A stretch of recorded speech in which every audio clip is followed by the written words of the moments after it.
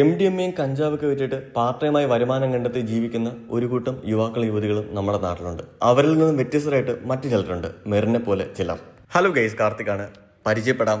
എന്റെ പേര് മെറിൻ. ഞാൻ വെഞ്ഞാറമൂട് മുസ്ലിം അസോസിയേഷൻ കോളേജിലെ 3rd year civil engineering student ആണ്. സിവിൽ എഞ്ചിനീയറിംഗ് പഠിക്കുന്ന നീ എന്തിനാ മോളെ ഹോട്ടലിൽ ജോലി ചെയ്യണമെന്ന് ചോദിക്കുന്ന ആൾക്കാരോട് മെറിന് ചോദിക്കാൻ മറ്റൊരു ചോദ്യമുണ്ട്. ഹോട്ടലിൽ ജോലി ചെയ്യുന്നതുകൊണ്ട് എന്താ കുഴപ്പം? നിങ്ങളോട് ഞാൻ ഈ പറയുന്ന മെറിന്റെ കഥ നടക്കുന്നത് വെഞ്ഞാറമൂട് കിളിമാനൂർ റോഡിലെ പുളിമാത്തിലുള്ള ചട്നി മാമി എന്ന പ്യൂർ വെജ് റെസ്റ്റോറന്റിലാണ്. ഇത് കിളിമാനൂരുള്ള വഴിയോരക്കടയുടെ സഹോദരി സ്ഥാപനമാണ്. നമ്മുടെ മെറിനെ പോലെ പല മുഖങ്ങളും ചട്നി മാമി എന്ന റെസ്റ്റോറന്റിൽ വർക്ക് ചെയ്യുന്നത് ഇത് വെറും ഒരു റെസ്റ്റോറന്റ് ആശയം മാത്രമായതുകൊണ്ടല്ല. വഴിയോരക്കടയുടെ ലെഗസി കണ്ടിന്യൂ ചെയ്യുന്ന മനീഷ് മണിരാജും മഹേഷ് മണിരാജുമാണത്.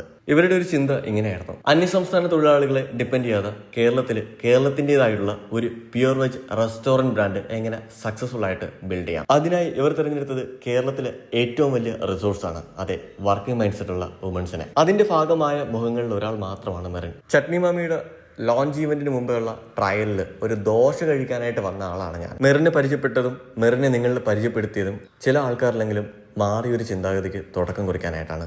ചട്നി മാമി എന്ന റെസ്റ്റോറന്റ് ട്രയൽ റണ്ണാണ് ഞാൻ അറ്റൻഡ് ചെയ്തത്. ലോഞ്ച് ഈവന്റ് ഉടനെ പ്രതീക്ഷിക്കാം. എന്റെ വീഡിയോ ഇഷ്ടപ്പെട്ടാൽ മാത്രം ട്രിവിയൻ ഫുഡി പേജ് മറക്കാതെ ഫോളോ ചെയ്യുക.